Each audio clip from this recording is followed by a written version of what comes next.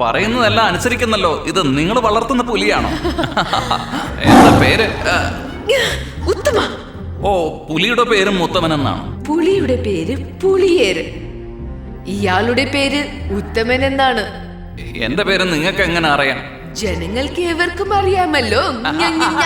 നിന്നെ കുറിച്ച് എന്താണ് അറിയുന്നത്? മഹാരാജനുടെ കൈവെള്ളകൾക്കുള്ളിൽ താളമടിച്ച് കറങ്ങുന്നവനല്ലേ നീ?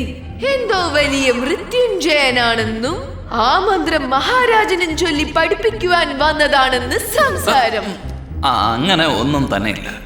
എനിക്കൊരു മന്ത്രവും തന്ത്രവും അറിയാം. അങ്ങനെയാണെങ്കിൽ നിന്നുടെ തല കൊയ്യാമൽ വിടില്ല ആ മഹാരാജൻ. അത് ഇപ്പോഴാണ് മനസ്സിലാവുന്നത്. പക്ഷെ എങ്ങനെയാണ് രക്ഷപ്പെടുക അത് മാത്രം അറിയില്ല. കൂത്താടിക്ക് ചൊല്ലി പഠിപ്പിക്കണമെന്നുണ്ടോ? അഭിനയിച്ച് രക്ഷപ്പെട്ടോളൂ. അത് ശരി, എന്തായിട്ട് അഭിനയിക്കുക? മൃത്യുഞ്ജയനെ പോലെ. അത് ഞാനല്ലല്ലോ.